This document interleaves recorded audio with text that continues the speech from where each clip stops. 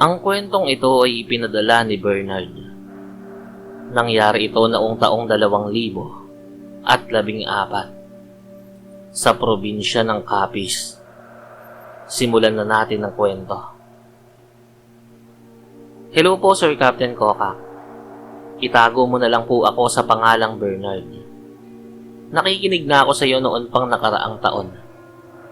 Nito lang ay napakinggan ko yung kwento mo tungkol sa Pansit Canton na mayroong kalamansi. Kaya naglakas loob na rin akong ibahagi itong aking karanasan. Tungkol din ito sa kalamansi at sa lihim ng angkan ng girlfriend ko. Opo, Sir Captain Kokak. May girlfriend po ako. Alam kong ikaw ay wala. Kaya sana ay huwag kang mainggit. Biro lang po. Nangyari ito noong 2014 sa probinsya ng girlfriend ko sa Capiz. Nakatira ako sa Caloocan at nagtatrabaho noon bilang accounting staff sa isang malaking mall. Katrabaho ko ang girlfriend ko. Cashier naman siya sa parehong mall. Halos iginugol na naming magkasintahan ang buong araw namin sa pagtatrabaho. Siyempre, para makatulong kami sa sarili-sarili naming pamilya at para na rin sa future namin kapag nagsama na kami. Hindi lingid sa kaalaman ko na sa Capiz ang probinsya niya. Matagal na niyang sinasabi yun sa akin. Kapag nagbibiruan nga kami, sinasabi niyang aswang daw siya. Yun daw ang dahilan kung bakit patay na patay ako sa kanya. Ginamit daw niya ang pagkaaswang niya noong nag-aanuhan kami. Alam mo na yon, Sir Captain Kokak. Yun din daw ang dahilan kung bakit magaling siyang kumain. Buwan ng Mayo noon, nang magpaalam ang girlfriend ko na magbabakasyon siya sa probinsya.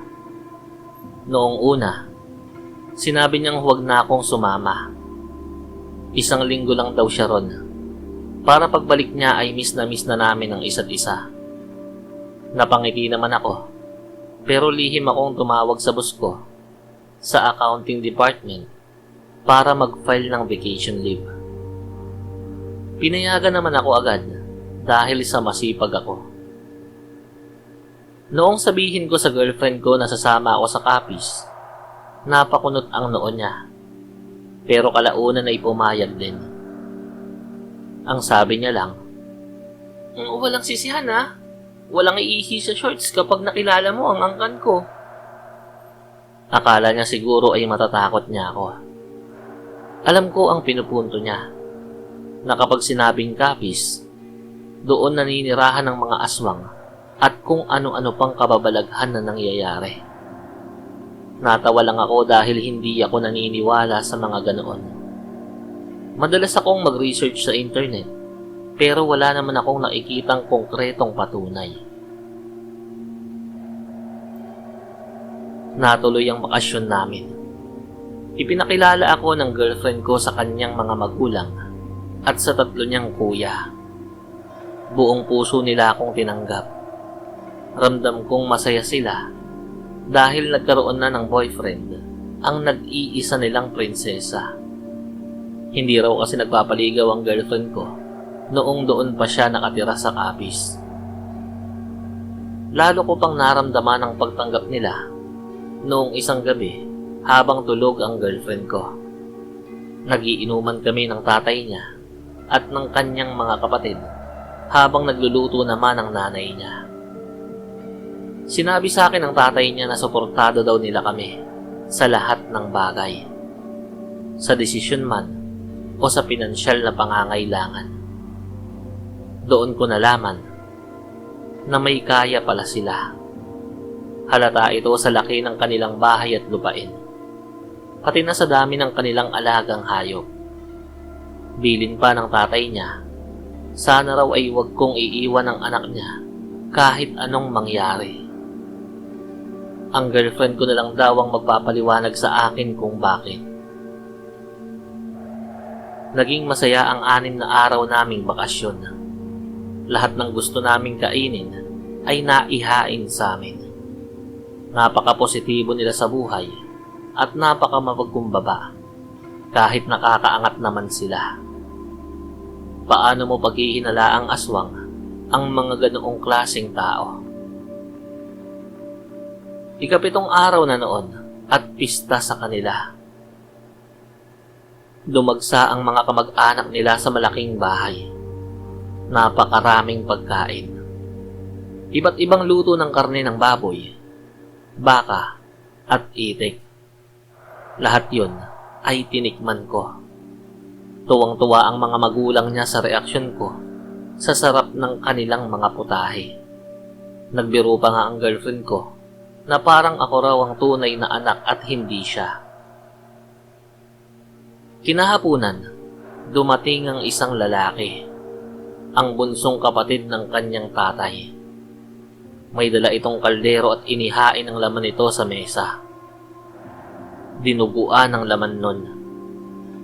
Busog na ako pero naglaway pa rin ako sa itsura nun. Nakakainggit pagmasda ng mga kamag-anak nila na tila nag-aagawan pa sa pagsandok. Subalit lumapit sa akin ang tatay ng girlfriend ko at may ibinulong. Kahit anong mangyari, huwag kang kakain ng dinuguang dala ng bunso kong kapatid. Maya-maya ay sumandok ang tiyuhin ng girlfriend ko at nagsalin sa isang mangkok. Lumapit ito sa amin at inalok ang girlfriend ko. Pero tumanggi siya. Sumeryoso ang mukha ng tiyuhin at sinabi, "Oo nga pala, ayaw mong maging katulad ng lahi natin." Sumimangot ang girlfriend ko at hinila ako para lumabas. Subalit hinawakan ng tiyuhin niya ang kamay ko. "Iho, tikman mo tong luto ko. Masarap to." Anyaya niya habang matalimang tingin sa akin.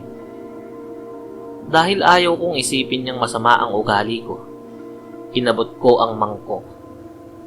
Nang isusubo ko na ang kutsara, biglang lumabas ang tatay ng girlfriend ko. "Huwag mong kakainin yan!" Matigas at pautos niyang tinig. "Hanggang ngayon ba ay dinaramdam mo pa rin ang desisyon ng anak ko? Napag-usapan na natin to ah. Sinabi ko rin sa iyo pagdating mo kanina na huwag mong gagalawin tong mamanugangin ko. Hindi ba?" Napayuko ang tiyuhin niya at bumalik sa ibang mga kamag-anak. Isinama naman ako ng tatay niya sa isang kwarto. May iniutos siya sa girlfriend ko at pagbalik nito ay may dala na siyang tray ng pagkain at ilang pirasong hiniwang kalamansi. Humingi ng pasensya ang tatay niya bago lumabas ng kwarto. Nang kaming dalawa na lang, isa-isang pinataka ng girlfriend ko ng kalamansi ang bawat putahe sa tray. Noong una ay walang nangyayari, pero noong patakan niya ang dinuguan na dinala ng tiyuhin niya, halos maisuka ko ang lahat ng nakain ko. Ang karne sa loob ng mangkok ay biglang kumislot. Tinitigan ko yun ng maigi. May paa ng sanggol. Halos manlamig ang buo kong katawan nang ang isang piraso ng karne ay naging ulo ng sanggol na nakapikit pa. Seryoso na ang girlfriend ko nun. Ipinagtapat niya sa akin na ang buong angkan nila ay mga aswang. Maliban lang sa kanya, dahil tinanggihan niya ang biyaya. Sadyang mababait lang daw talaga ang mga magulang niya, kaya sinuportahan siya sa desisyon niya. Pinaluwas siya ng Maynila para makaiwas sa sama ng loob ng ibang kamag-anak. Sinabi niya rin sa akin na para gumaan ang loob ko, na kapag bumalik kami sa Maynila, ay ipapakita niya ang pagkaaswang niya. Sabay kindat sa akin at tingin sa aking pundilyo. Natawa na lang ako at kahit papaano ay nawala ang aking kaba. Bago kami umalis ng probinsya, taos puso akong nagpasalamat sa kanyang pamilya. Umakbay sa akin ang tatay niya at tumawa ng malakas. Huwag mong iiwan ang anak ko ah. Dahil kapag iniwan mo yan, gagawin kitang hapunan.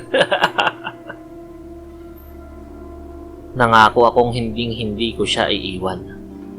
Hindi dahil sa takot ako sa kanila, kundi dahil mahal na mahal ko siya nang higit pa sa buhay ko. Sir Captain Kokak, sana ay nagustuhan mo ang kwentong to, kahit alam kong inggit na inggit ka na. Di bale, makakatagpo ka rin ng babaeng para sa'yo.